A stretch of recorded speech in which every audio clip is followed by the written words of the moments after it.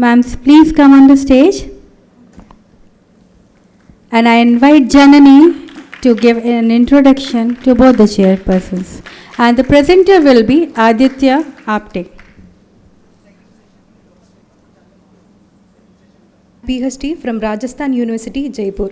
She was selected from UP Higher Education Services Commission and worked as lecturer vocal in Mathur and later joined as lecturer in Bhatkhande University in 2005 and approved artist from All India Radio in both classical vocal and Geet Bhajan also. She has published a book and numerous research papers in national and international referred journals. She has also composed a Kuldeep of a state university. She is presently working as HOD for vocal and instrumental music and also Dean Music in Bhatkhande Sanskriti Vishwavidyalaya, Lucknow. Next, I am going to invite Dr. Pavani D. She is an assistant professor in the Department of Music, University of Hyderabad, and a distinguished Veena artist with proficiency in vocal music. A gold medalist in both MA and PhD, she also holds an MPhil in music and is a recipient of the Junior and Senior Research Fellowships from the Ministry of Culture, Government of India. She serves as the National Coordinator for the Indian Classical Music DTH Channel 40 of Swayamprabha, an initiative of the Ministry of Education, Government of India, and is also actively associated as an expert review committee member with the Open Educational Resources of Government of India. She is also a research person and guest faculty for the Center of Cultural Resources and Training, Hyderabad. Writing under her own name and the pseudonym Vallaki, she has published her research in UCG Care, Scopus, peer-reviewed journals, co-authored books, and presented papers at national and international forums.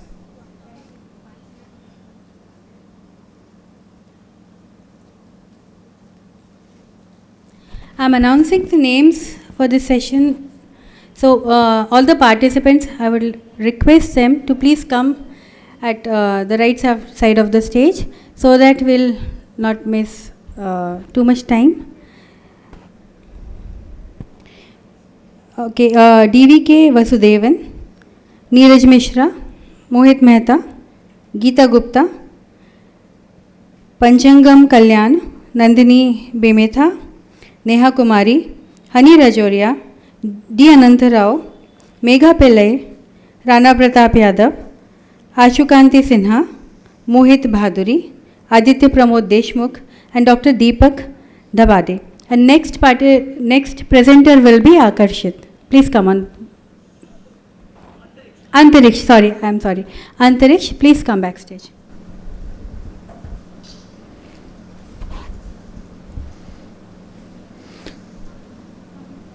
Good afternoon, respected dignitaries, esteemed gurus, fellow scholars, and dear Rasikas.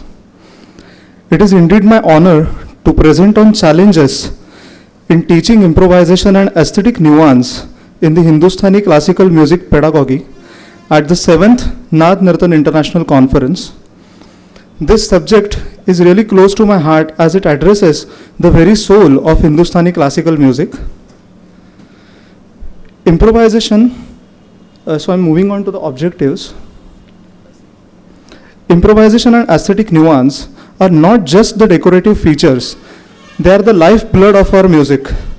Rag and Tal provide the grammar, but improvisation and subtle aesthetic expressions like Bhav, Ras, Meend, Gamak provide its momentum to the poetry. The aim of my study is fourfold: to explain the significance of improvisation and nuance in Hindustani music pedagogy, to identify challenges faced by both the gurus and shishyas, to analyze cultural, cognitive, and institutional influences, and to propose integrative strategies to preserve artistry while adapting to the modern education system.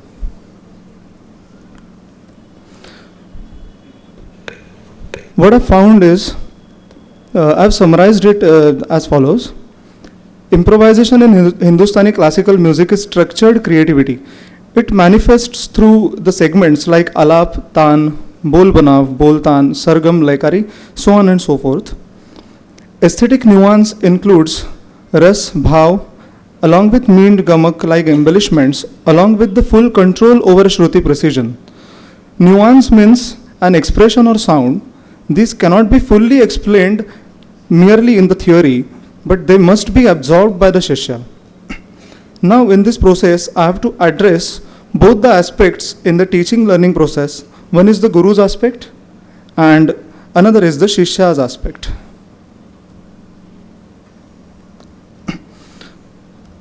From the Guru's perspective, the challenges include timely monitoring the students' riyas, growth in the occupied routine and timely dissemination of knowledge accordingly, ensuring knowledge retention of the student and conveying intangibles like emotional expression, etc., the nuances. From the Shishya's perspective, the challenges can be difficulty in grasping improvisation and keeping up with the Guru's speed and motivation to teach. As they say, Guru Bahti Ganga jaisa hai. Ustad Zakir Hussain ji once said that a teacher never teaches, it is a student who learns. Practicing incorrectly without realizing it is a mistake on the student's part. Also, hesitation in asking the doubts at the right time and confusion from multiple sources of advice is another problem. So, the ideal learning cycle for the Shishya can be motivation to learn, starting to learn, retention of the knowledge, practicing, understanding essence, discovery, performing, reflection post the performance, and repeating the same thing again. But when this cycle breaks, artistic growth slows down. Traditionally, the Guru Shishya Parampara was immersive. The student lived with the Guru, observed, imitated, and absorbed not only musical but the whole of lifestyle and the discipline as well. The process was highly flexible and personal. Institutional teaching, on the other hand, is a syllabus-based, group-oriented, and examination-driven process. While it increases accessibility and recognition, it reduces personalization and emotional bonding. This contrast forms the heart of our challenge today. How do we preserve the intimacy of the Guru-Shishya bond while making education widely available? Let me expand on improvisation and nuance in practice. An improvisation unfolds through alap, the slow expansion and exploration of the rag, tan, fast melodic runs, sargam, note-based improvisation, laikari, rhythmic interplay, and lyrical elaboration along with the matchings for combinations, that is bol banao. Nuance, however, is about emotional coloring, the gliding mead, the oscillating gamak, the microtonal shruti, or the emotional weightage of the phrases in a particular gharana style. These cannot be taught by lecture notes. They demand listening, reflection, and absorption. Strategies to overcome these challenges would include hybrid pedagogy, combining close mentorship with group learning, workshops and listening sessions focused on the occurrence of ras and bhav, motivational coaching, that is setting goals and encouraging discipline, technology, using recordings and various applications that are available at our disposal to track the practice. Your time is up. So to conclude this, teaching improvisation and aesthetic nuance is less about transferring the information, it is more about facilitating the transformation. The Guru Shishya Parampara must remain central to our pedagogy because it transmits values, disciplines, and sensibility. Yet we must also embrace the structure and reach of modern institutions and digital tools. In this balance, if this balance is achieved, then future musician Shishyas will not only preserve tradition but also contribute with a lot of creativity and confidence. I wholeheartedly acknowledge the contributions of the persons whose reference I have considered in this research. I would also like to thank my gurus, my parents, and my research guide, Dr. Manisha Kulkarni, who have helped me to write this research paper. I would also like to thank Naad Nartan organizers for this opportunity and the respected dais. Thank you.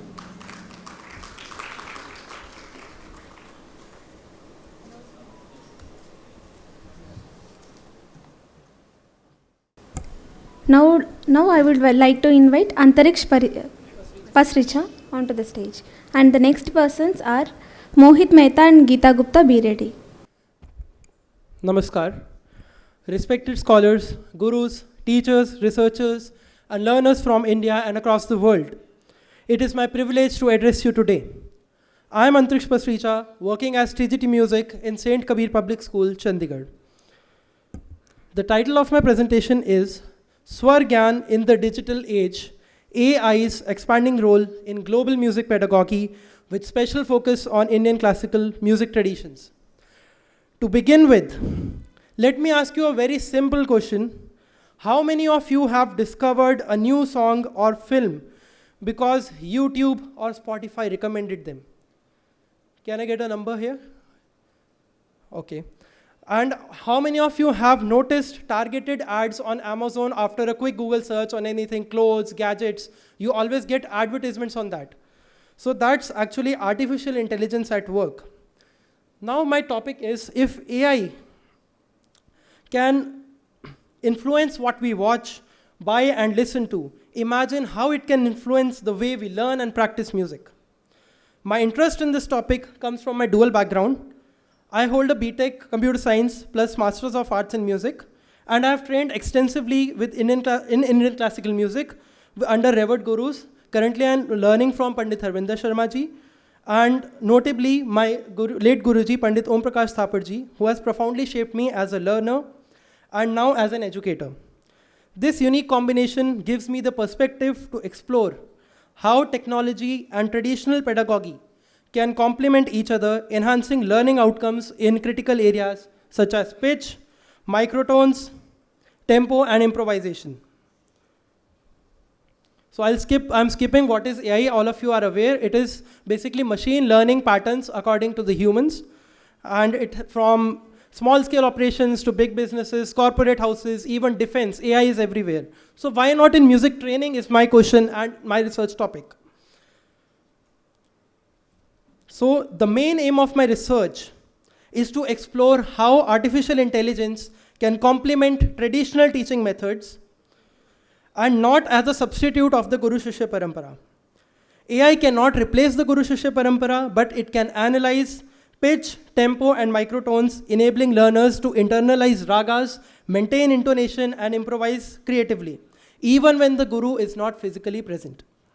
I will share a very personal experience. During my Riyaz sessions, my Guruji often said, "Beta, ये जो रे है, ये थोड़ा उतरा हुआ feel करो, या ये ग note थोड़ा चढ़ा हुआ feel करो." And I used to wonder कि क्या मतलब मापदंड क्या है? Never used to understand कि क्या हो रहा है exactly. And then coming from a technology background, मैं हमेशा ये सोचता था इसको हम measure कैसे करें. So when my Guruji used to teach me, so that time there is a software called PitchLab Pro in which I have added a frequency analyzer here. So मैंने जब वो बोल रहे थे कि feel करो रे उतरा हुआ है. So I opened that frequency analyzer and I could see it visually कि भाई कितने cents या कितने points उतरा हुआ है. And that gave me clarity when I was practicing on my own in the absence of him. Later, I also discovered an app called Naad Nartan, which is developed by a musician technologist, Sandeep Ranade, who is the disciple of Pandit Jasraj ji. And this app actually generates adaptive tabla, tanpura, and harmonium accompaniment real time.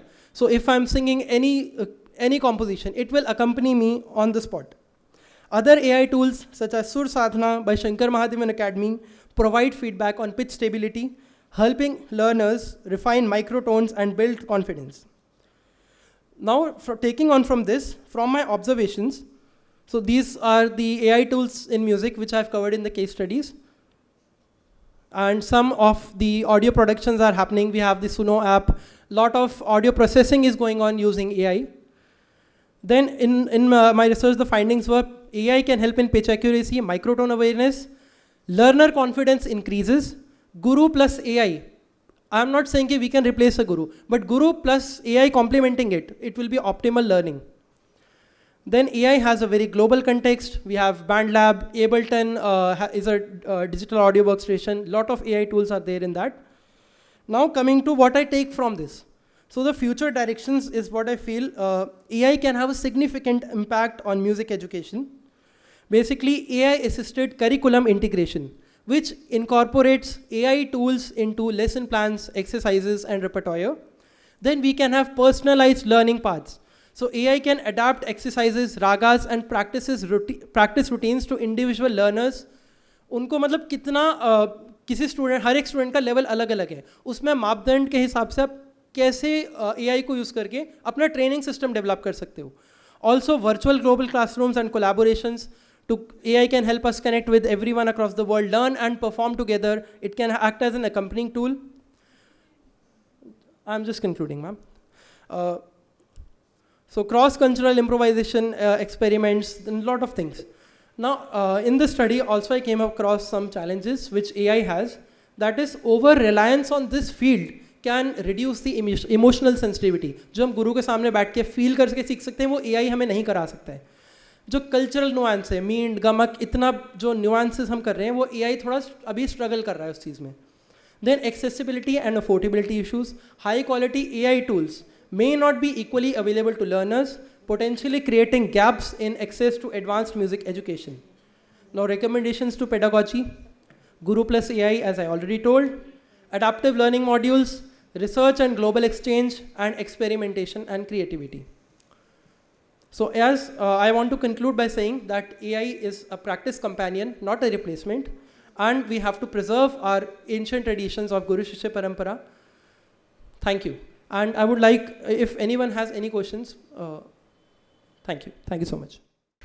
Now I would like to invite Mohit Mehta and our next presenters Geeta Gupta and Neha Kumari. Be ready. खमा गणी धन धोरारी आ धरा धन धोरारो देश थारा दर्शन पावता हुल से हियो विशेष. तो आज हम शुरू करेंगे, बहुत बहुत शुक्रिया कि हमने राजस्थान के लोक संगीत को, राजस्थान की कलाओं को कैसे पाया. और मेरा विषय वही है कि the role of Rupayan Sansthan in preserving oral tradition of Rajasthan. So Udaipur में एक संस्था हुई भारतीय लोक कला मंडल, जिसके संस्थापक देवीलाल जी सामर, एक तो उन्होंने सबसे पहले राजस्थान की लोक कलाओं के ऊपर बहुत विस्तार से काम करना शुरू किया, और उसके बाद हुए पद्मश्री कोमल कोठारी जी और विजयदान देता जी, जिन्होंने राजस्थान की समृद्ध कला के ऊपर इतने विस्तार से कार्य किया है. तो आज हम उसी के बारे में जानेंगे कि कैसे उन्होंने, उनकी संस्था ने राजस्थान की पूरी कला को पूरी दुनिया के सामने रखा.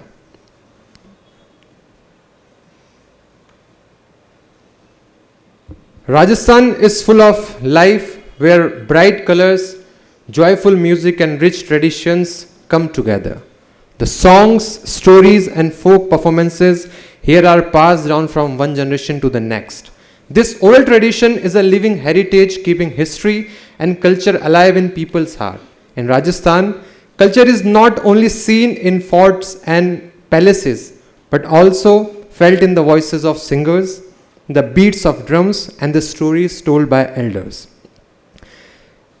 These are the founders of Rupayan Sansthan. They founded Rupayan Sansthan in 1960. Padma Shri Vijayadan Detha, a writer, famous writer of Rajasthani language, and Padma Bhushan Komal Kothari ji, folklorist and ethnomusicologist. So about Rupayan Sansthan, it's a pioneer cultural research institute founded in 1960 in Jodhpur, Rajasthan by folklorist Komal Kothari and Vijayadan Detha, dedicated to the preservation, study and promotion of Rajasthan's rich folk tradition. The institute houses one of the largest archive of oral literature, folk music, art and social customs of the region. You can't believe that they have more than 10,000 hours of oral tradition. They have recordings. It played a crucial role in documenting the live songs and stories of communities that were often overlooked in mainstream history. Beyond research, Rupayan Sansthan actively promotes folk artists by providing them a platform, ensuring that Rajasthan living tradition continues to thrive. And my objective of this research is to identify the role of Rupayan Sansthan in preserving Rajasthan's oral tradition and the archival practices followed by the institute. In methodology, the study uses qualitative research methods, including open-ended interviews and visits to the institute. And in my findings, I found that Rupayan Sansthan documented Rajasthani folk song, stories and rituals. They recorded oral epics like Babuji Ki Paad, Tejaji Maharaj, Dev Narayan ki Paad, and there are lot of songs they recorded, from the marriage songs to the death songs to the festival songs. In that we have Badhavas, we have Ghudulo, when एक जब दूल्हा किसी घोड़े पर चढ़कर आता है और दुल्हन के घर वाले उसका इंतज़ार करते हैं, उस समय के लिए भी गीत आज हम तक इसीलिए पहुंच पाए क्योंकि रूपायन संस्थान ने उसे रिकॉर्ड किया और अपने पास आर्काइव में प्रिजर्व रखा. So now the Manganiyar community and the Langanyar community, no one heard their name before the Rupayan Sansthan. They identified the musicians, they recorded them, and they presented them in front of the classical musicians like Pandit Ravi Shankar ji, and they performed across the world in 1980s. So you can imagine that Rupayan Sansthan did a wonderful job, and they are a very important part of Rajasthani culture. Now for archival practices, they field recordings and interviews they were took from the folk artist, collection of manuscripts, instruments and photographs, systematizing categorization of oral epics and folk genres, digitalization of materials for long term preservation. अब सबसे पहले शुरुआत जब किसी की होती है तो वो बिना किसी आइडिया के शुरू हो जाता है. तो रूपायन संस्थान की भी शुरुआत का जो कार्य है मैं उसका थोड़ा सा आपके सामने जिक्र करना चाहता हूँ कि उन्होंने अपने गांव, जिस गांव से वो थे, बोरुंदा, वहाँ से उन्होंने रिकॉर्डिंग्स की शुरुआत की. तो सबसे पहले उन्होंने जो कहानियाँ हैं राजस्थान की, फोक लोर्स हैं, उनको रिकॉर्ड करना शुरू किया. और आप ताजुब मानेंगे कि उन्होंने सिर्फ अपने गांव से 20,000 फोक लोर्स इकट्ठी की, 20,000. फिर धीरे धीरे विजयदान देता जी की मदद से उनको बातों की फुलवाड़ी, बातों की बगिया, उनका 14 संस्मरण मतलब उसके भाग हैं, उसमें उन्होंने प्रकाशित किया. और उसी के साथ उन्होंने इस चीज़ को धीरे धीरे पत्रिकाओं के माध्यम से पूरी दुनिया तक पहुंचाया. अब आप देख सकते हैं कि ये उनका आर्काइवल कलेक्शन है जिसमें उन्होंने टेप रिकॉर्डर्स से शुरुआत की. उसके बाद धीरे धीरे उन्होंने उसको डिजिटलाइज किया सीडीज़ में, now pen drives, now very soon they are going to publish everything on internet also.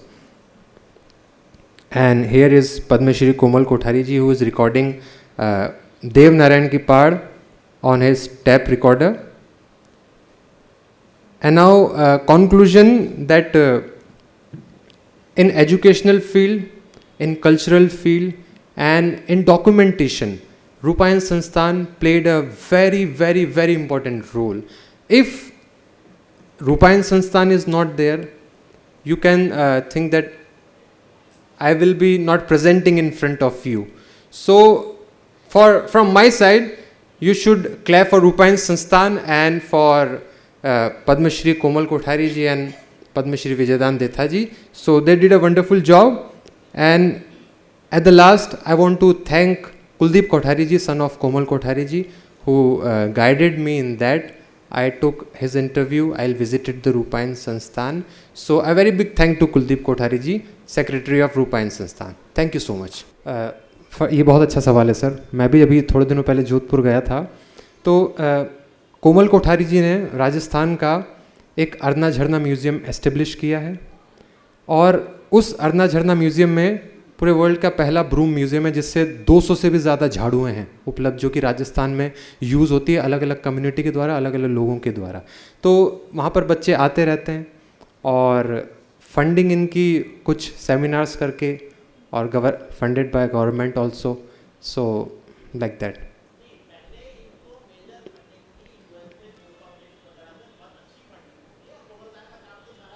हाँ बिल्कुल. मैं भी आज ही की बात कर रहा हूँ सर, क्योंकि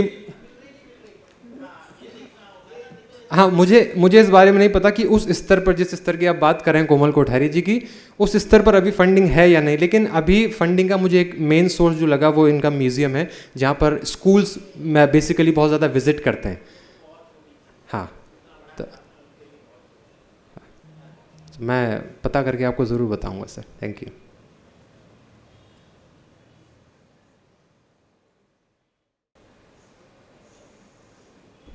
Now I would like to invite Geeta Gupta. Thank you. एवं सभी यहाँ बैठे गुरुजनों को मेरा प्रणाम. हमारा भारत मेरा टॉपिक है learning Indian art through मॉक्स app and online platform.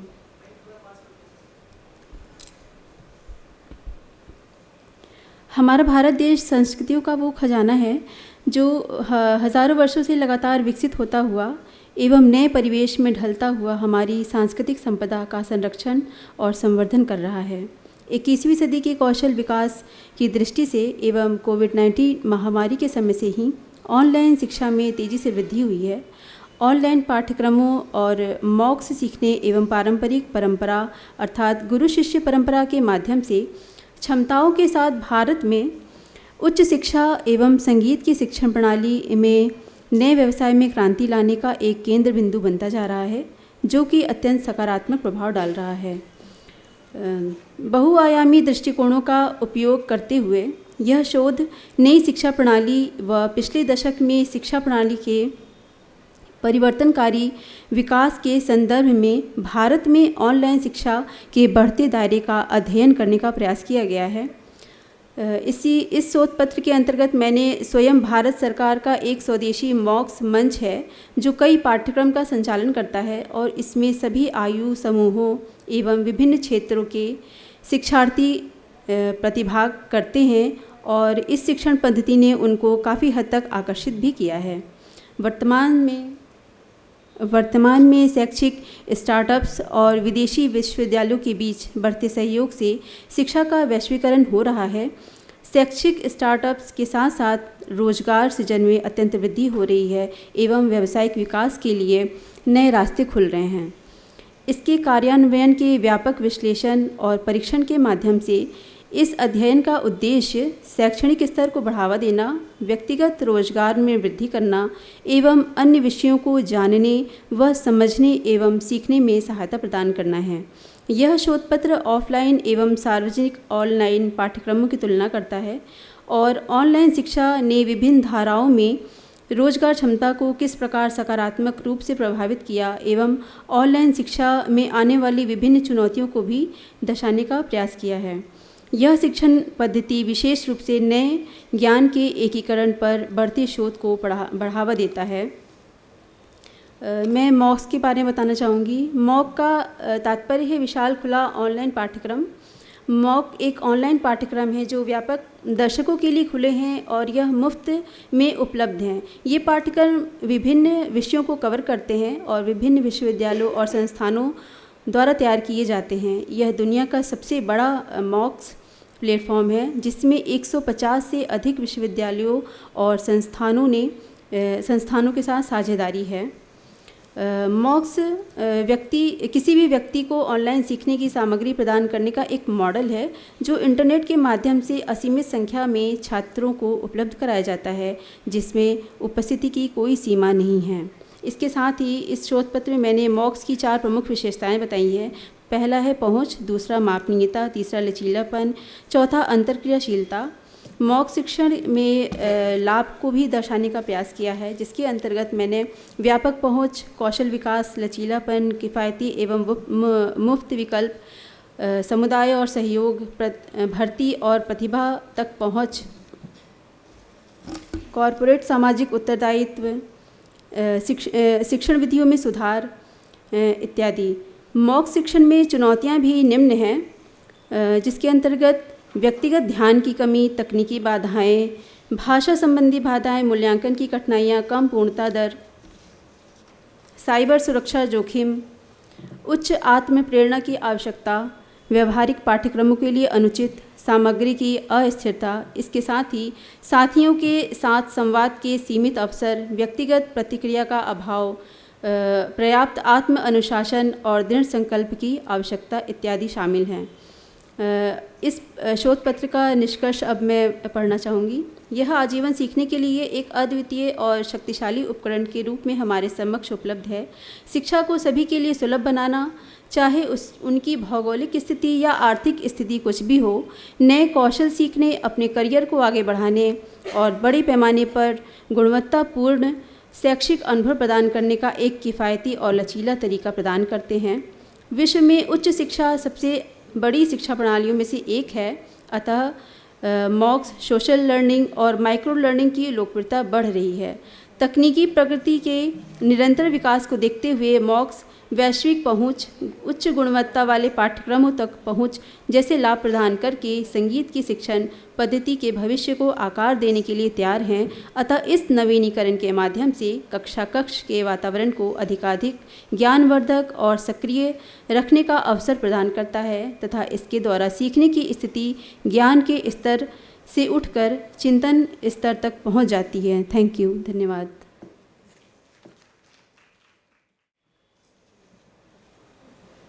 Now I would like to invite Neha Kumari onto the stage, and the next participants are Soibam, Monica Charu and Namrta Lata.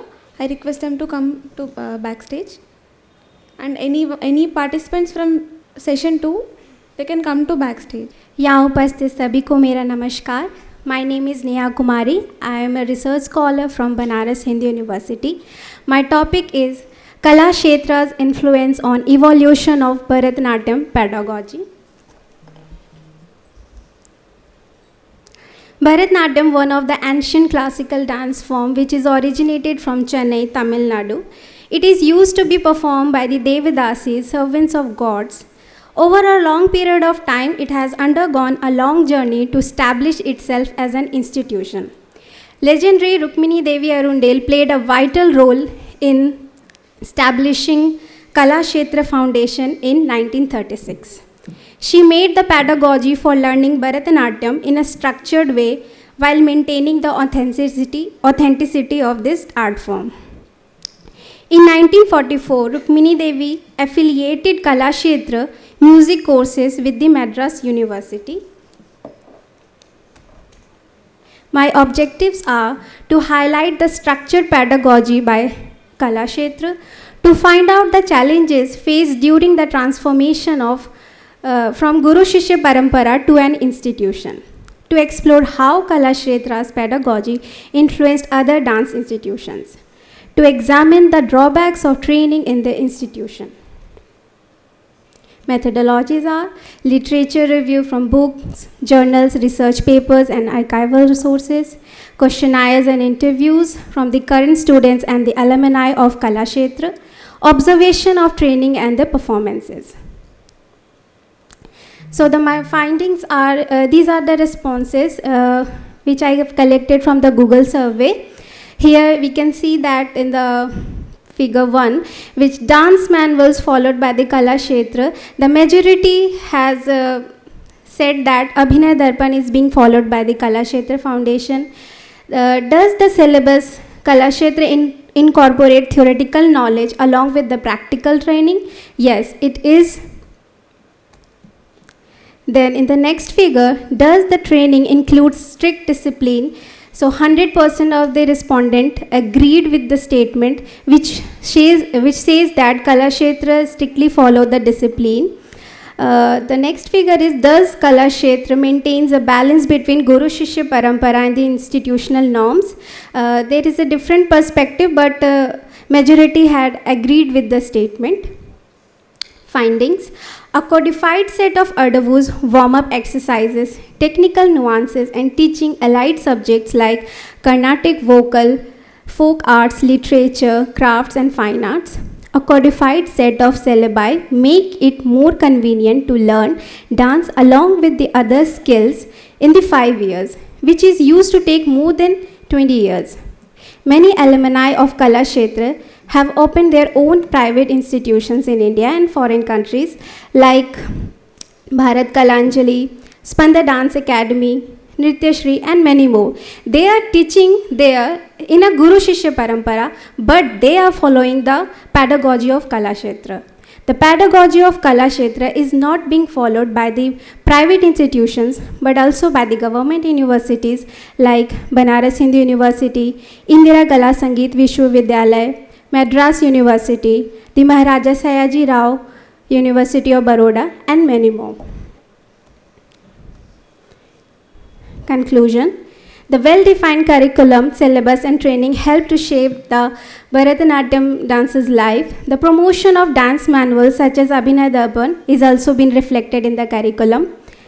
Due to its extra emphasis on technical accuracy, practice sessions, and discipline and aesthetic purity, it is not only reinforces the fundamentals of pedagogy but also helps to influence Bharatanatyam dancers globally.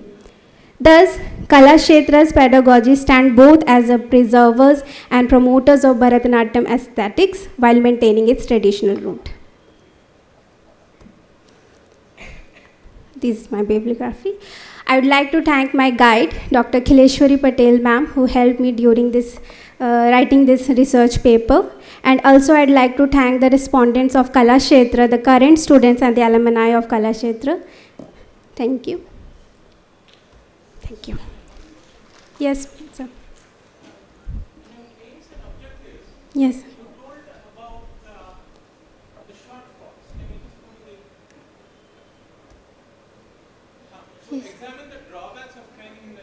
Yeah, yes, sir. Yes, sir, sure, sir. So, the drawbacks, what I feel is that in Guru Shishya Parampara, the student used to stay in their home and learn from day to night.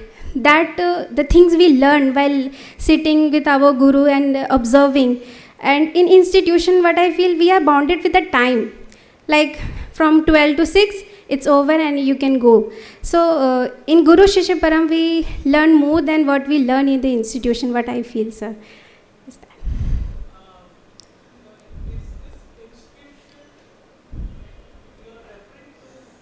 Yeah, yes, sir. Kala Kshetra Foundation.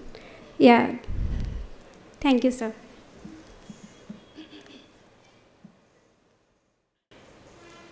Now I'd like to invite Soibam Monica Chanu. And our next participants, Namrta Lata and Aditya Pramod Deshmukh, to be ready.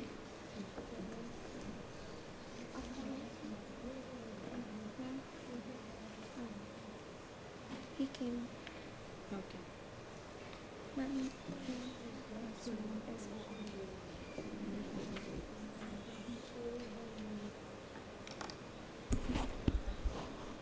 Namaste, good afternoon. My name is Soibam Monica Chanu, Research Scholar, Department of Theatre and Music, Lovely Professional University, Punjab. Today I am going to present a topic on a sacred music of Meitei and auspicious celebration in the death ritual. So,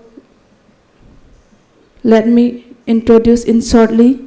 The Meitei people of Manipur observes elaborate death rituals where sacred music holds a crucial role in facilitating spiritual transition and communal harmony.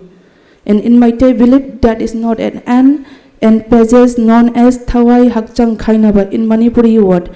It means the departure of ethereal soul, Thawai, from its physical body. Central to this journey are the sacred songs Nongarol and Singumam, etc., which form a spiritual thread that guides and sanctifies the soul's ascent to Lairamlan in Manipuri words. It means the divine realm of the deities. These are my objectives: to document the role of sacred music in Meitei death ritual and to analyze how music adds a spiritual journey of the deceased and uplifts the bereaved. And lastly, to highlight the connection between music, community, and the ritual auspiciousness in Meitei culture. And the scope of this topic is focus on Sanamahi Meitei death rituals found in Manipur with particular interest in music performed with the musical instrument like Pung, Mangang, Jal, Kartal, Pena, and the voices, and highlight the ritual use and significance of Nongaral songs of the soul's journey and Singumlon songs, that songs performed at the cremation ground. And consider the ceremonial, spiritual, and social functions of the sacred music within these rites and methodology. It approaches descriptive and ethnographic study and data collection through field visit and observation of the death rituals, interviews with the rituals, musicians, performers, and the participations, and review of literature. And these are my findings. The picture shown in the left side, these are the picture of Lana Tharam. In Hindi it is called Shraddha. That ritual celebration across man 4 key stages that are the followed by it means the day of funeral rites, Mangani Laihun. It means the Asti, Lana Tharam, the day of Shraddha, and the Kumun Firoi, the day of first death anniversary. All these stages are accompanied by music. An instrument like the Pung Mangang Jal, Kartal Pena, and the ritual song are used to honor the deceased and to guide their soul towards peace. Nongarol is sung when the soul is believed to begin its journey from this world, and Singolom is performed as the body is taken for the cremation. Ritual music is performed exclusively in Meitei Manipuri language and follows the strict ceremonial protocols reflecting deep layers of the cultural belief and community memory. This ritual music embodies an auspicious celebration of the soul's transition, reaffirming the Meitei cosmology and strengthening communal identity. Even amid the phases of modernity and shifting religious landscape, the resilience of this musical transition reflects their profound role in preserving cultural memory and spiritual continuity. And I would like to conclude like this: sacred music is particularly Nongarol and Singolon compositions accompanied by the set musical instruments forms the spiritual core of Sanamahi Meitei death rituals. Number 2, these traditions sustain communal bonds, guide the soul, and uphold the sanctity of Meitei cultural identity. Enduring rituals are both spiritually and mentally uplifting for the community. The enduring power of the ritual music is not only within the Meitei context, but also a universal medium through which human society sanctify the profound thresholds of life and death. And this is the bibliography page. And lastly, I would like to express my sincere gratitude to my supervisor, Dr. Kumar Sargam, and my guru, Naurem Jiten Singh, and my family members. And lastly, the authorities, persons, and the local folk members of the Meitei villages, those who granted me this kind of field visit, and this work made possible. Thank you so much. Aditya Pramod Deshmukh, I request him to be ready, and the other participants, I request them to report backstage. नमस्कार। आदरणीय अध्यक्ष, सभागार में उपस्थित सभी विद्वानगण और मेरे संगीत प्रेमी भाइयों बहनों को मैं आदरपूर्वक नमन करता हूं। आज के इस अवसर में मैं आयोजकों को बहुत धन्यवाद देता हूं कि ऐसे मंच पे हमें अपनी बात रखने का मौका मिला। मैं अपने शोध पत्र तबला स्वतंत्र वादन, तबला वादन की सौंदर्यात्मकता के निर्वहन में गुरु शिष्य एवं संस्थागत शिक्षण पद्धतियों की भूमिका पर अपनी कुछ विचार साझा करना चाहता हूं।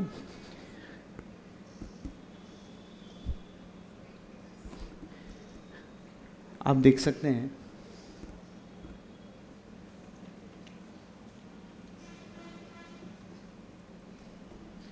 भारतीय संगीत परंपरा में तबला वादन केवल वाद्य ही नहीं बल्कि साधना और आत्म अनुभूति का एक साधन है। इसकी नींव 2 आयामों पे बहुत निर्भर करती है, एक कला और दूसरा शास्त्र। कला भावनाओं को और सौंदर्य बोध को व्यक्त करती है, उसी प्रकार शास्त्र ताल, लय और गणितीय संरचनाओं को विश्लेषण पूर्वक प्रस्तुत करता है।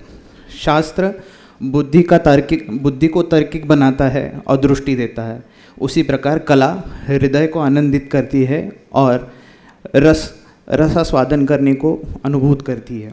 तबला वादन की पूर्णतः कला और शास्त्र इन दोनों के संतुलन से ही चलती है।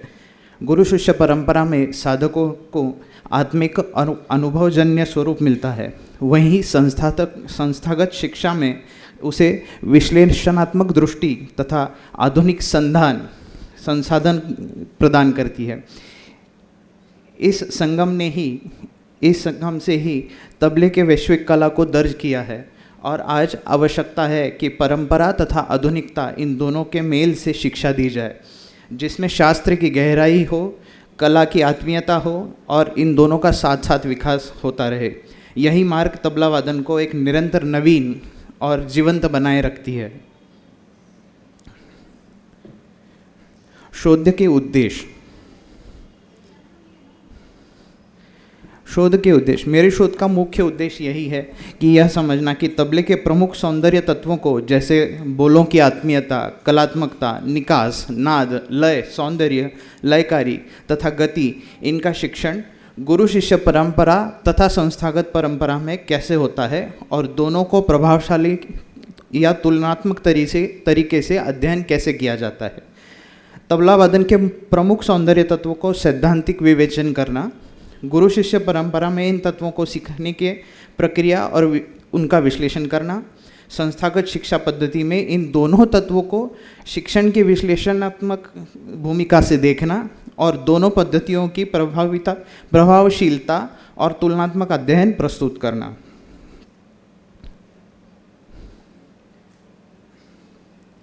इस शोध में मैंने तुलनात्मक अध्ययन की पद्धति अपनाई है, अर्थात दोनों प्रणालियों की विशेषताओं का अध्ययन किया गया है, उनकी समानताओं और भिन्नताओं को भी पहचानते हुए, और यह देखा गया है कि सौंदर्यात्मकता को संरक्षित और विकसित करने के लिए दोनों का योगदान एक समान है। सौंदर्य तत्व। तबला वादन के सौंदर्य तत्व। सौंदर्यात्मकता कोई एक अकेला गुण नहीं है, इसमें अपितु विभिन्न अंग होते हैं, जैसे बोलों की काव्यात्मक भाषा, लयकारी, गणित, नाद, कर्णप्रियता और सुगंठित और सामंजस्यपूर्ण संयोजन का परिणाम है, जिसका विवेचन ही प्रस्तुत शोध का मुख्य विषय है। एक श्रेष्ठ वादक इन दोनों पक्षों को संतुलन करता रहता है, और क्योंकि शास्त्र के बिना कला दिशाहीन हो सकती है और उसी प्रकार कला के बिना शास्त्र नीरस और निर्जीव प्रतीत हो सकता है।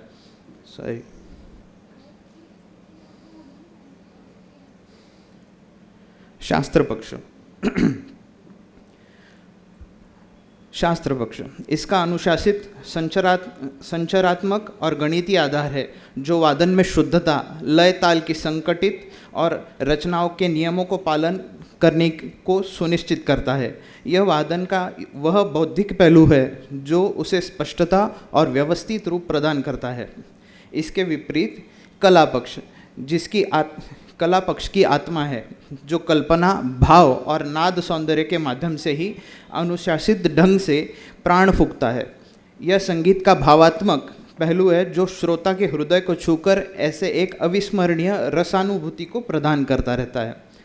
तबला वादन की सुंदरता को समझने के लिए मैंने जो 10 बिंदु रखे थे, इसमें बोलों की काव्यात्मकता, घराने की शैली, खाली भरी का सौंदर्य, इन सभी 10 को मैंने संपूर्ण सविस्तर रूप से विस्तारित किया हुआ है। आप उस शोध में पूरी तरह से पढ़ सकते हैं। उसका एक छोटा उदाहरण मैं दे सकता हूँ कि अगर कोई कविता है और जो तबले के रूप से कही जाती है, तो उसका अर्थ बहुत बार बदलता है या ऑडियंस तक, श्रोताओं तक नहीं पहुंचता है। तो श्रवण सुंदर नाम गणपति ज्ञान नाथ गजानन मदिक धान दिकिट तदंत धाकत लंबोदर, ये सीधा प्लेन टेक्स्ट हो गया। अब उसमें आत्मीयता कैसे आ सकती है? धान धग तिन तान धग दिन धान धग तिन तान धान, श्रवण सुंदर नाम गणपति ज्ञान नाथ गजानन मदिक धान दिकिट तदंत धाकत लंबोदर एक दंत धाकत धा लंबोदर। अब इसमें गणपति जी की जो वर्णन किया है कवि ने, वो उभर के सामने आ रहा है। इससे समझ में आता है कि सौंदर्यात्मकता, कलात्मकता एक चीज़ है और उसको सिर्फ मीटर में बोलना या लय ताल में बोलना ये अलग चीज़ हो जाती है। Time is up. Yes, for conclusion मैं ये बोलना चाहूँगा कि यदि हम इन सौंदर्य तत्वों के शिक्षण की तुलना करें तो गुरु शिष्य परंपरा का अनुभवजन्य, व्यक्तिगत और आत्मीयता पूर्ण होना बहुत ज़रूरी है, और वो होता है। शिष्य केवल सुनकर, देखकर, बल्कि गुरु के साथ रहकर भी इन सभी चीज़ों को सीखता है, जो कि संस्थागत शिक्षा में संभव नहीं है। संस्थागत शिक्षा में व्यक्तिगत स्वरूप से शिक्षा देना बहुत मुश्किल हो जाता है। वो संचरित सैद्धांतिक रूप से दी जाती है और छात्रों को व्यापक ज्ञान तो बहुत मिलता है, पर उसमें से आत्मीयता और अपेक्षाकृति बहुत कम हो जाती है। शोध के निष्कर्ष के लिए मैं कहना चाहूँगा, इसीलिए भविष्य के लिए सबसे उत्तम मार्ग यही होगा कि दोनों प्रणालियों को बहुत खूबियों से मिलाया जाए। गुरु शिष्य परंपरा की साधना तथा व्यक्तिगत मार्गदर्शन को संस्थागत शिक्षण की संरचना और आधुनिक संसाधनों से जोड़कर आवश्यक है। इससे कलाकार तो ज़रूर तैयार होंगे, पर परंपरा की गहराई लेकर और उसी के साथ आधुनिक दृष्टि को भी रखते हुए नए विद्यार्थी तैयार होते रहेंगे। धन्यवाद। ये मेरी संदर्भ सूची है और थैंक यू सर। मैं आदरपूर्वक कहना चाहूँगा कि आप जो कह रहे हैं वो बिल्कुल सही है, पर मुझे मेरे गुरु से जो प्रसाद रूप में मिला था वो यही था, और उसके काफ़ी सारे बिल्कुल आपसे मैं बिल्कुल सहमत हूँ, और आप जो कह रहे हैं वो मैं सीखना चाहूँगा। Thank you so much. Now I'd like to invite Namrta Lata onto the stage and our next participant Panchangam. हाँ सर। यहाँ पे उपस्थित सभी गुणीजनों को मेरा नमस्कार। प्रस्तुत शोध पत्र का जो विषय है वो है अवध क्षेत्र के लोक संगीत पर समकालीन संगीत का प्रभाव, परंपरा और परिवर्तन का अवलोकन। उत्तर प्रदेश के मध्य भाग में स्थित अवध क्षेत्र भारतीय संस्कृति मानचित्र पर एक विशिष्ट पहचान रखता है। यह क्षेत्र अपनी पारंपरिक कलाओं, विशेषकर लोक संगीत के लिए विख्यात रहा है। अवध का लोक संगीत केवल मनोरंजन का साधन नहीं, बल्कि एक सामाजिक, सांस्कृतिक और आध्यात्मिक माध्यम से भी रहा है, जो जनजीवन के विविधताओं, धार्मिक भावनाओं, तीज त्योहारों और सामाजिक व्यवस्थाओं से गहराई से जुड़ा हुआ है। इस संगीत में प्रयुक्त कजरी, चैती, सोहर, बिरहा और आल्हा जैसे गीत भारतीय जनमानस की विविध भावनात्मक अवस्थाओं को व्यक्त करते हैं। शोध का मुख्य उद्देश्य यह रहा है कि किस प्रकार नई पीढ़ी के कलाकार इस परंपरा को अपने नवाचारों के माध्यम से आगे ले जा रहे हैं और किस हद तक वे पारंपरिक संरचनाओं के साथ न्याय कर पा रहे हैं। इस प्रकार यह शोध पत्र अवध के लोक संगीत को केवल एक सांस्कृतिक धरोहर के रूप में नहीं, बल्कि एक जीवंत, लचीली और समायोजित सांस्कृतिक प्रणाली के रूप में देखता है, जो समय के साथ स्वयं को नया रूप देती है, पर अपनी जड़ों से जुड़े रहना नहीं भूलती। यही विशेषता इसे न केवल उत्तर प्रदेश बल्कि संपूर्ण भारत की सांस्कृतिक आत्मा का अभिन्न अंग बनाती है। क्षेत्र, शिक्षा और प्रशिक्षण में भूमिका। बदलते समय में औपचारिक शिक्षा और संस्थागत प्रशिक्षण की आवश्यकता बढ़ गई। यदि विद्यालयों और विश्वविद्यालयों में लोक संगीत को पाठ्यक्रम का हिस्सा बनाया जाए तो इससे छात्रों को अपनी जड़ों से जुड़ने का अवसर मिलेगा। यह प्रयास न केवल कला के संरक्षण के लिए आवश्यक है, बल्कि सांस्कृतिक चेतना के विकास का माध्यम भी है। अनुसंधान पद्धति। इस शोध का स्वरूप मिश्र पद्धति पर आधारित है, जिसमें गुणात्मक, तुलनात्मक और विश्लेषणात्मक और परिमाणात्मक दृष्टिकोणों का प्रयोग किया गया है। शोध का मुख्य उद्देश्य यह जानना था कि अवध क्षेत्र के लोक संगीत पर समकालीन संगीत ने किस प्रकार प्रभाव डाला है और यह प्रभाव परंपरा और परिवर्तन के बीच किस प्रकार संतुलन स्थापित करता है। गुणात्मक दृष्टिकोण से लोक कलाकारों, श्रोताओं और संगीत विशेषज्ञों के विचारों को समझने का प्रयास किया गया है, जबकि परिमाणात्मक दृष्टिकोणों में सर्वेक्षण और सांख्यिकीय आंकड़ों के माध्यम से ठोस निष्कर्ष निकालने का प्रयास किया गया। इसे दोहरे दृष्टिकोण ने शोध को अधिक विश्वसनीय और वस्तुनिष्ठ बना। डेटा संग्रहण दो स्तरों पर किया गया है, प्राथमिक स्रोत और द्वितीयक स्रोत। प्राथमिक स्रोत के अंतर्गत अवध क्षेत्र के 5 जिले लखनऊ, बाराबंकी, सुल्तानपुर, प्रतापगढ़ और अयोध्या का चयन किया गया। इन जिलों से 150 प्रतिभागियों को चुना गया, जिसमें 50 लोक गायक, 70 श्रोता और 30 संगीत विशेषज्ञ शामिल थे। प्रतिभागियों से डेटा संग्रहण के लिए 2 प्रमुख उपकरणों का उपयोग किया गया। प्रश्नावली और साक्षात्कार। प्रश्नावली में 20 प्रश्न रखे गए जिसका उद्देश्य लोक संगीत के वर्तमान स्वरूप, डिजिटल प्रभाव और परंपरागत चुनौतियों पर जानकारी प्राप्त करना था। साक्षात्कार अर्थ संरचित पद्धति के लिए ताकि प्रतिभागी अपने विचार स्वतंत्र रूप से व्यक्त कर सकें। इससे अतिरिक्त द्वितीयक स्रोतों में शोध लेख, पुस्तकें, सांस्कृतिक रिपोर्ट और सरकारी दस्तावेज शामिल किए गए। निष्कर्ष: अवध क्षेत्र का लोक संगीत समय और समाज के साथ विकसित होती एक जीवंत परंपरा है। इसकी परंपरागत धुनें, बोल और वाद्य यंत्र जनजीवन की विभिन्न भावनाओं को स्वर देती आई है। समकालीन समय में जब बॉलीवुड, पॉप और रैप जैसी संगीत शैलियाँ युवाओं के बीच लोकप्रिय है, तब लोक संगीत भी नए मंच, तकनीकी समर्थन और वैश्विक दर्शक मिलने लगा। डिजिटल प्लेटफॉर्मों की सहायता से लोक कलाकारों को नई पहचान मिली है और उनके आर्थिक अवसर भी बढ़े हैं। इससे लोक संगीत की पुनरुज्जीवित प्रक्रिया तेज हुई और युवाओं के बीच नई पहचान बनी है। ये रेफरेंस है। Thank you.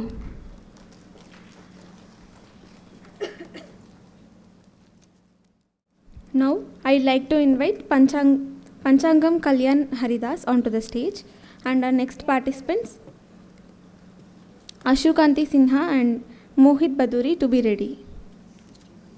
Good afternoon to all the dignitaries over here. Myself, P. Kalyan Haritas, a research scholar from RGKT Srikakulam, AP. Today, I am going to present the topic Modernizing Vocal Schooling, Impact of Training Devices and Software Tools. As many speakers previously addressed about the Guru Shishya tradition and its modern challenges, I want to skip to the objectives and methodologies of the research. Yes, coming to the objectives of the research, the main objectives are to examine the role of technology in enhancing self-practice, building tools that complement but not replace the Guru Shishya tradition, to develop a vocal training software using Python and Dart to assist vocal students, to design a Raspberry Pi based device, thereby reducing dependence on mobile phones. Now coming to the methodology. The methodology is mainly twofold approach. One is about building the software application, while other is about building the hardware device. Now the technologies used here are Python programming language, Dart plus Flutter, a cross-platform for app development, and Raspberry Pi, core processing unit for the device. Now coming to the software, as a part of the software methodology, we have created an app called Naad Nartan, which means the devoted practice undertaken to truly understand and experience the essence of Nada. Now I wish to showcase it for you.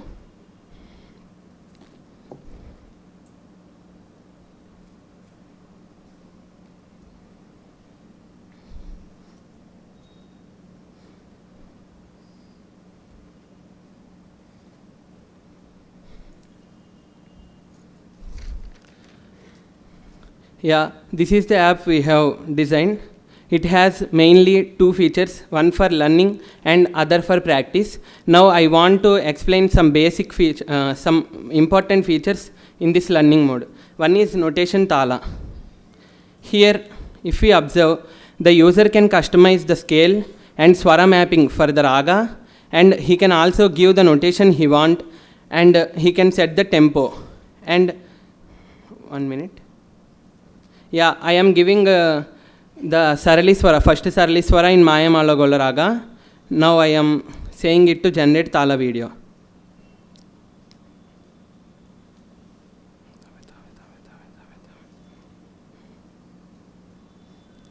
Yeah.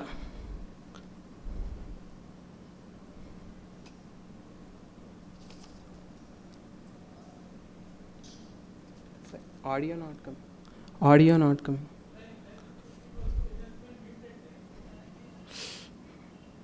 Yes. No, sir.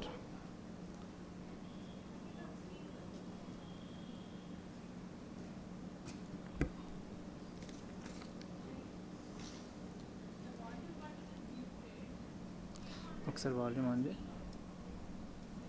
ఇందులో రాదు, ఇందులో వస్తుంది volume. అవన్నీ అవసరం లేదు.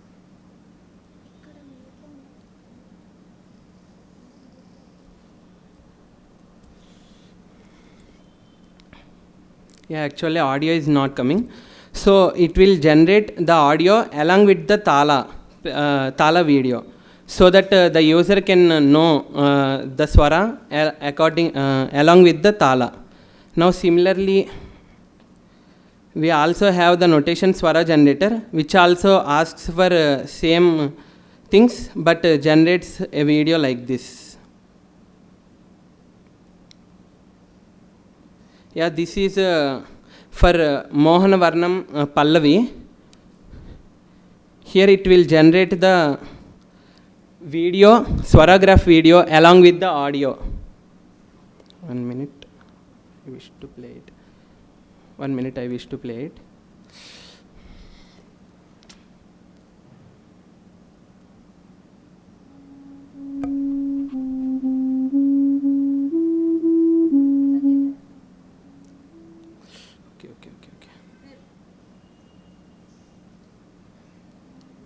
Yeah, this is the Aditalam Sarali Swara.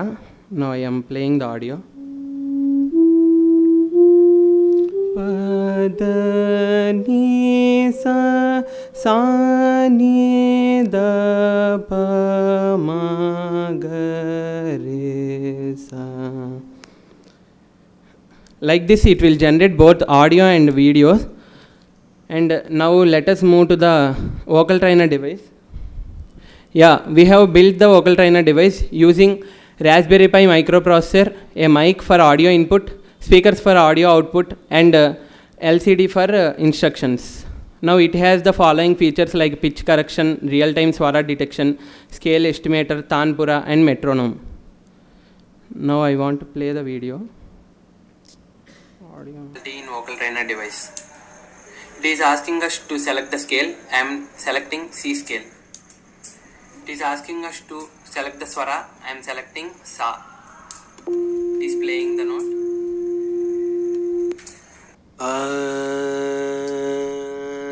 Wait a minute.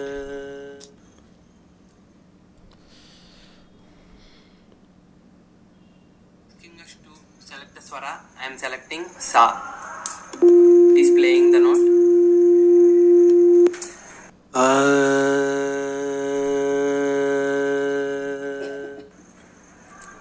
I sang the wrong note, so that it should analyze and correct my note and play it back. Now let us see it.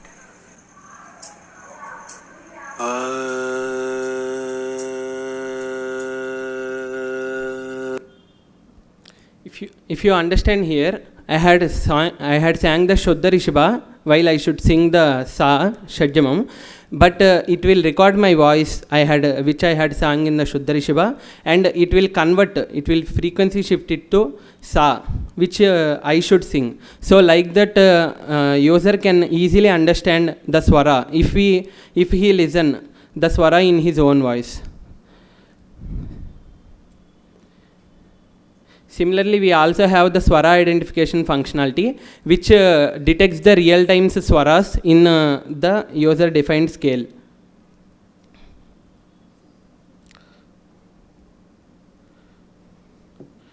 Now, moving to the challenges.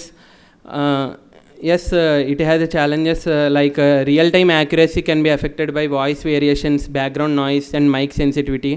It is limited for the Bhashang ragas and gamakas. Raspberry Pi also have the processing constraints which will affect. Now future scope, we are willing to publish the Naad Abhyas app in the Google Play Store so that more users can reach it, and the cloud enabled student progress tracking can also help. Next later on, including the machine learning etc. for better swara and gamaka detection will also improve the app. Now finally concluding, now I want to conclude that as modernity has major impact on our tradition, let's try to convert the impact to be positive. Thank you. This is the bibliography, and in the acknowledgement I am pleased to thank my parents and my gurus and my friends who had supported in this, mainly Sai Santosh, Sirisha, Srinivas and Akash. Thank you.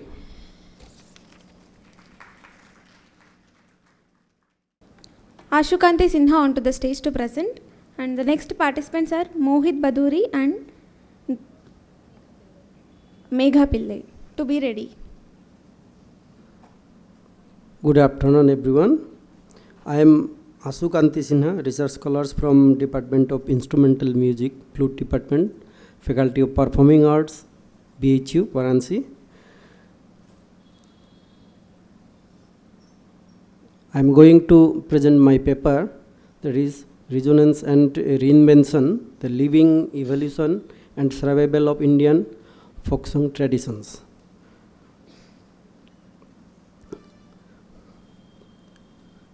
The main objective of my study is to analyze how Indian folk songs have survived over centuries and how they continue to reinvent themselves in the face of modern challenges. The scope of research covers a wide cultural canvas looking at folk traditions from Rajasthan, Bengal and various states of India. Also doing work in traditional Vishnupriya Manipuri folk songs in Northeast India also. I explore how these traditions have adopted in today's globalized world. For methodology, I have used qualitative research approach, rely on literature review, case studies and comparative thematic analysis. This allowed me to trace both community and change in folk traditions. Findings. The findings of this study highlights that folk song traditions are not merely entertainment.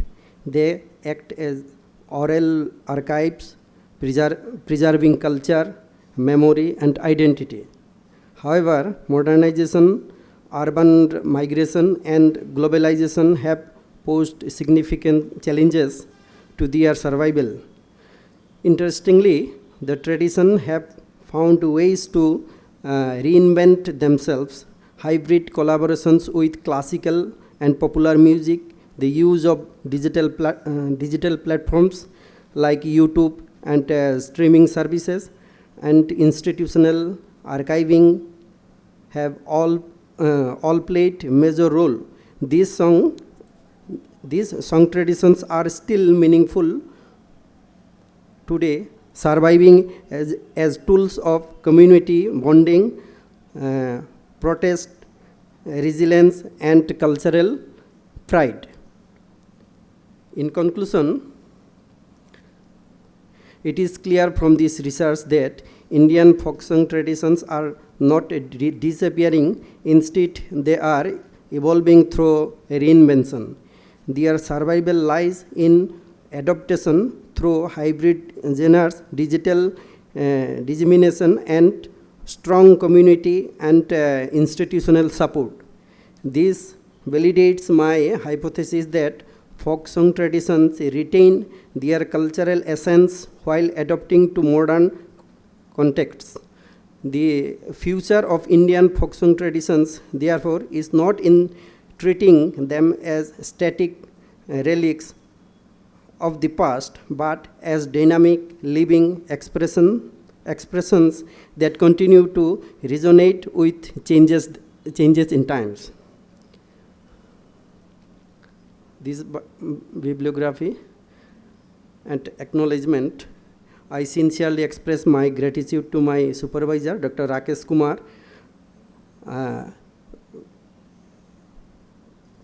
and to my department and faculty at Benares Hindu University for their constant guidance and support.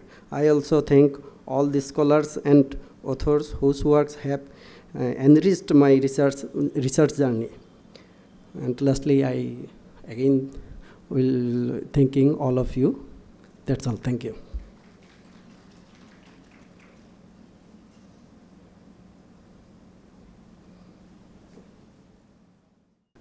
Now I'd like to invite Mohit Bhaduri onto the stage, and the next participant is Megha Pillai. Please be. Good afternoon, everyone. I am Mohit Bhaduri, a research scholar of Banaras Hindu University.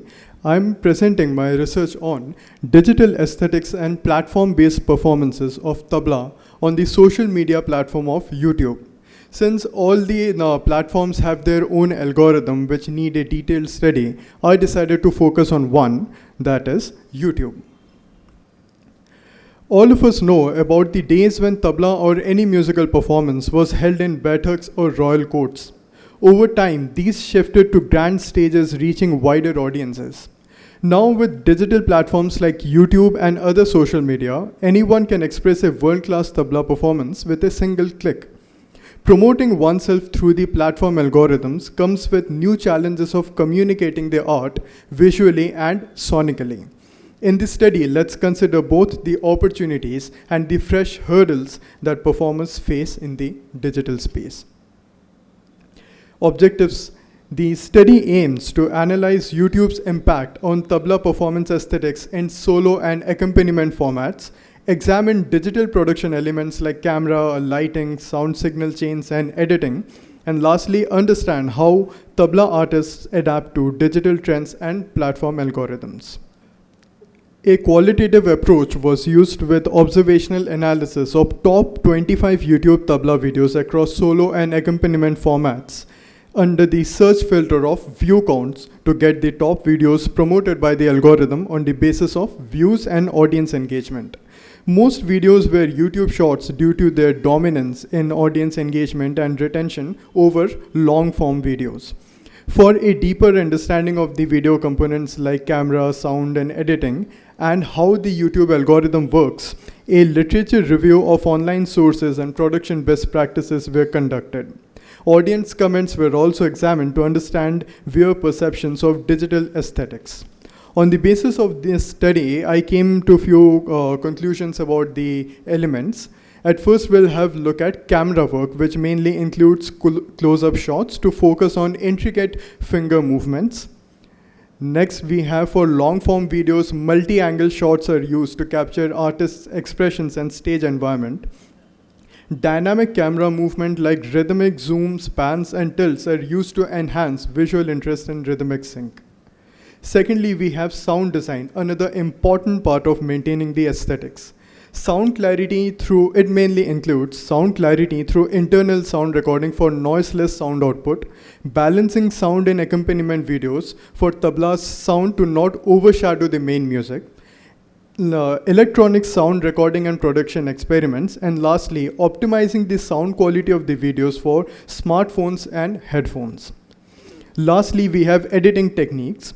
It mainly includes rhythmic cuts synced with tabla rhythm to enhance engagement, text overlays to display what is being played to reach wider audiences, color grading for video enhancement, lighting effects, and vignette addition to improve visual appeal and focus, and lastly, enhancing the quality of old videos and re-uploading them in shorts for better and focused viewing. In this slide, I had attached one of my own video, which I'll talk in the next slide. So in this slide, I'm showing an experiment of mine where I have cloned myself to accompany me on tabla. So, don't know if it will play. No, it's actually not playing there, I think.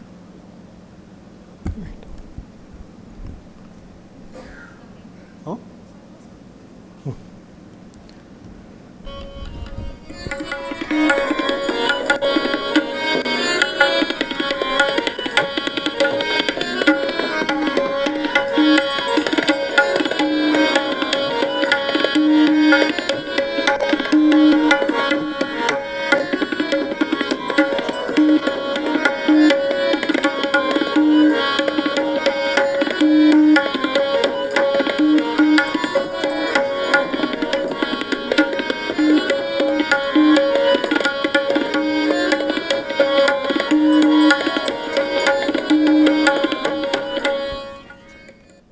So, In this video, we can see that the video gained significant push despite a small subscriber base. The attached graphs show the experiment resulted in 3.1k views, higher watch time, and increased subscribers, and was pushed by the algorithm, which can be seen in the graph that maximum views came from YouTube search. So this is how I want to establish that new experiments which include confluence of our tradition and the technology are always being promoted by the YouTube algorithm. On the basis of the analysis, we come to a few more findings, like solo performance emphasize technical mastery with micro-level digital precision. Your time is up.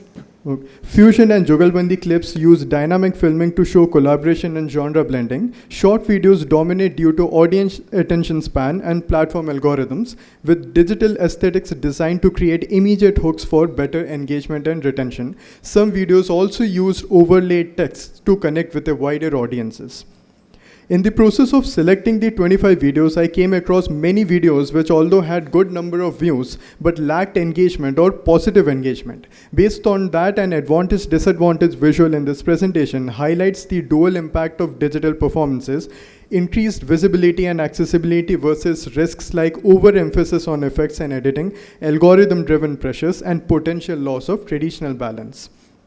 The algorithm rewards original authentic content that keeps viewers watching, measured by the impression click-through rates and average view duration. Digital platforms demand artists to become multimedia creators too, balancing traditional music skill with tech-savvy skills in recording, editing, and promotion. Hence, success in the digital space needs a balanced approach of technology and tradition. At last, I would like to thank Naad Nartan for giving me this opportunity, and my guide, Dr. B. Satyavara Prasad sir, and my Guruji, Dr. Praveen Uddhav Guruji. Thank you so much. Now I request Megha Pillai to come onto the stage. Good evening, everyone. Myself, Megha Pillai, research scholar. My guide is Dr. V. Janakamaya Devi, Avinash Lingam Institute for Home Science and Higher Education of Women, Coimbatore. My theme is Role of Constructing Legacy in Performing Arts. The title is Biography of K. Punya Pillai Towards Music and Dance. Music and dance has evolved over generations, which plays a crucial role in shaping culture and preserving the tradition. The credit goes to the various composers, and here Sangeeta Kalanidhi K. Punya Pillai, who is the awardee, and he created unique approaches to performances, musical work that influence others. The aim of the study is to highlight the contribution of his compositions and also about the eminent composers of their family. The methodology used here is historical and descriptive method, which focuses on the contribution of performing arts from 18th century to 19th century about the eminent musicians. K. Punya Pillai, son of Kannuswamy Pillai, born in 1888. His father Kannuswamy was Vidwan in dance in Baroda state. He belonged to the family of Tanjore Quadrate, Chinnaya, Punya, Shivanandam and Vadivelu, disciples of Muthuswamy Dikshitar. K. Punya Pillai was a great-grandson of Shivanandam. Punya Pillai grew up and studied music, dance and mridangam for 15 years under Meenakshi Sundaram Pillai. Uncle Nilayappa Pillai took him to the Madras to sing before musicians. He learned some compositions from Palakkad Anantarama Bhagavatar. He accompanied his uncle Meenakshi Sundaram Pillai for dance concert as vocalist. He composed many Swarajati, Varnam, Kirtanam and Tillana and taught to the students. Here, I'll be talking about the Tanjore Quadrate lineage, where we'll connect to the K. Punya Pillai, how it is connected, how the generation has evolved, and still in the modern era, they are still performing in music as well as in Bharatnatyam. So Gangai Muthu Natwanar, 1760, his son is Subrayan Natwanar. The generation 1, which will begins here from here. He was the grandfather of Tanjore Quadrate. He was an expert dance master who helped revive several ancient dance forms. He and his son Subrayan were patronized by the Maratha ruler of Tanjavur. Subrayan, has also known as Mahadeva Annavi, was the father of Carteret. He was an accomplished veena player and the dance teacher. He and his brother Chidambaram continued the family artistic tradition. The next is Tanjore Carteret. It is a well-known four brothers who formalized the Bharatanatyam repertoire and also promoted the Carnatic music in all over the world. The generation third, the Tanjore Carteret, the four brothers, Chinnaya, Punnaya, Shivanandam and Vadivelu. They were trained in Carnatic music by the legendary Muthuswami Dikshita. They served as court musicians in Tanjavur and later under the patronage of Maharaja Swati Tirunal in Travancore. Shivanandam family, the third brother of Tanjore Carteret. Here the Shivanandam son is Sabhapati and Mahadeva Natwana, where Sabhapati has two sons, Vadivelu and Kannaswami Pillai. Continuing the tradition, while all the four brothers were influential, and it is primarily through the lineage of Shivanandam that the family artistic legacy is mostly clearly traced. Shivanandam lineage includes his son who continued as Natwanas. The next is Kannaswami Pillai family, that from there, K. Punya family, the musicologist, vocalist, has been famous in those particular times in the 19th century. And their son Kittappa Pillai, who is a Bharatanatyam exponent and Natvana, and one K.P. Shivanandam. Their son is Chinnaya Shivakumar, who is who is a professor in Tamilisai College. And still they are contributing and they are propagating the compositions of Tanjore Carteret and as well as the K. Punya Pillai compositions. He composed, now I'll come back to the Sangeeta Kalanidhi K. Punya Pillai, where I'll be talking about Sir. He composed 22 Geetams, including Vara Geetam, Raga Lakshana Geetam, Sapta Suladi Talas, 14 Padavarnams, 18 Tanavarnams in Telugu and Tamil languages, 10 Swarajati and Jataswaram. Yes, ma'am. Your time is up. If you can conclude. Yeah, sure. So their contribution is endless, which I don't think so. It will, within 5 minutes, I would be able to conclude it. But thank you so much. Here I will just say one small line of their contribution, that is publishing the notated works which they has done it and the academic institutional contribution which they have done. He was the first professor in Annamalai University and role which has been formalized in music and dance. He contributed the Tamil songs in Carnatic music concert and his efforts repertoire of Tamil songs for performance enriching the traditions. He retired and went to the hometown Tanjavur, and because of his ill health he died at 30th May 1945 at the age of 57. So I hereby conclude the K. Punya Pillai by work centered on the preservation, codification and popularization of his ancestral composition and traditional repertoire of Tanjavur style. He ensured their survival and continued significance by preserving their musical grammar, particularly in Varnams, Kritis and Padams. He composed various compositions that help performers and students of music and dance to understand the nuances of Ragam, Talam and Bhavam. Thank you so much for giving me opportunity to present the paper regarding the Sir K. Punya Pillai. I hope you will like it. Thank you so much. Thank you. With this we come to an end of second session. Now I request our chairpersons to share their comments regarding the presentations.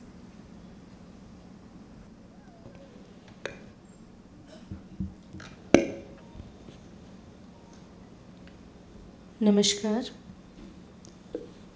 इस session में और पहले session में भी जैसे हमने देखा topics अच्छे रखे गए, कुछ ट्रेडिशनल और कॉमन टॉपिक्स भी थे, लेकिन उनकी स्टैटिकल एनालिसिस करके स्टडी करने की कोशिश भी की गई।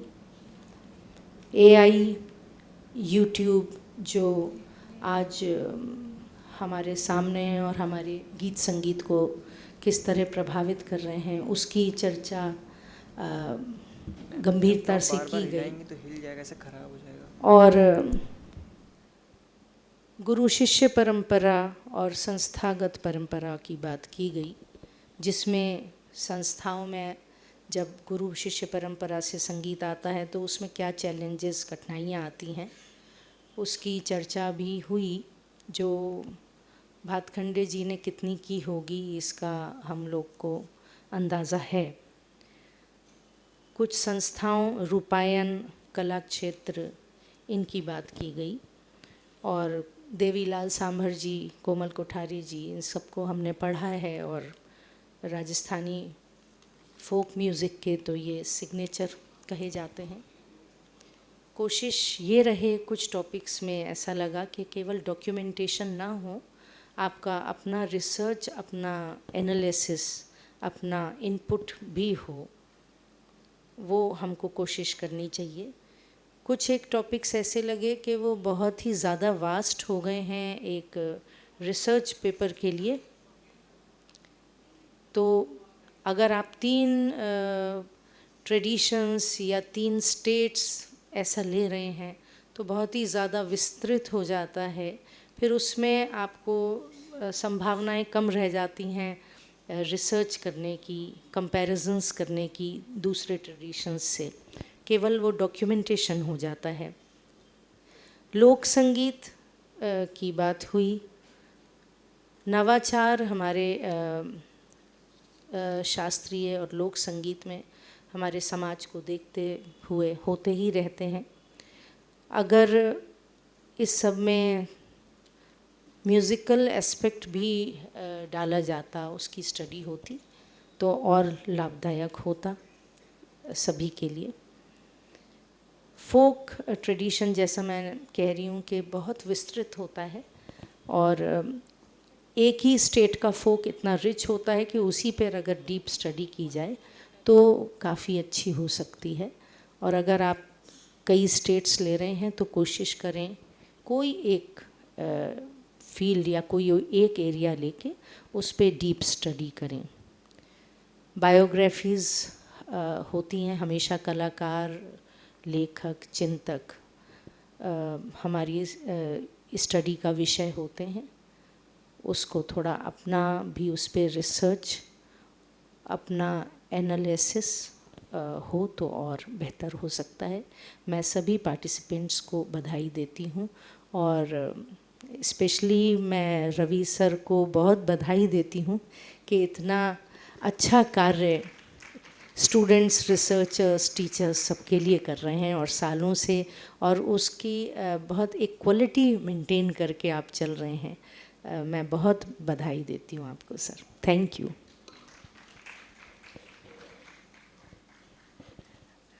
I mostly agree with Madam Srishti.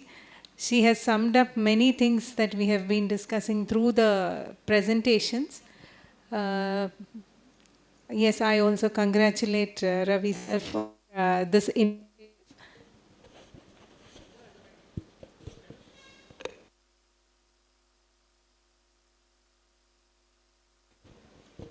Hello. Yeah.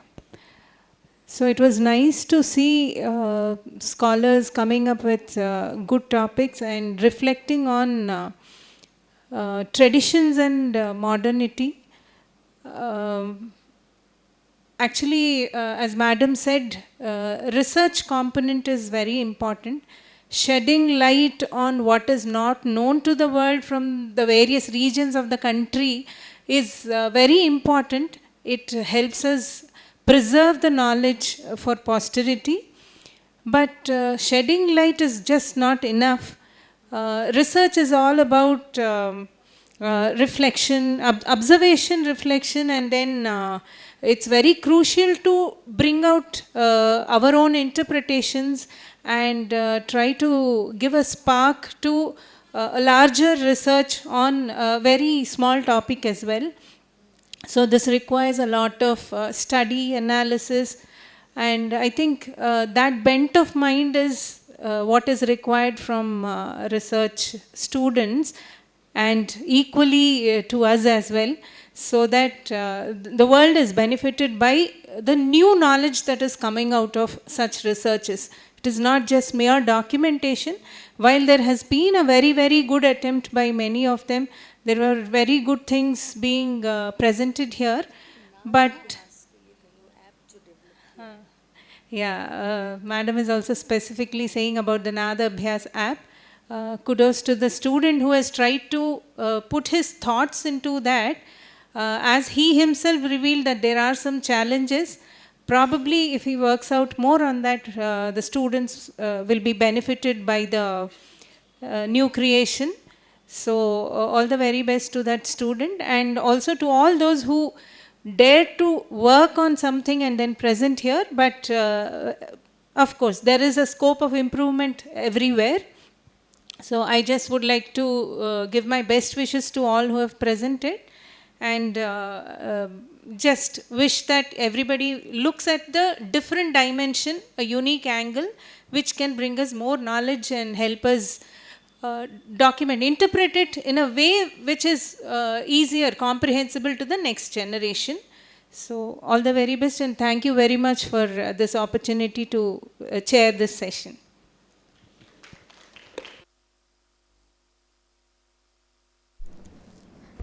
और अब मैं आदरणीय प्रोफेसर मनोज मिश्रा जी से अनुरोध करती हूँ कि वो मंच पर आकर दोनों चेयरपर्सन्स का सम्मान करें.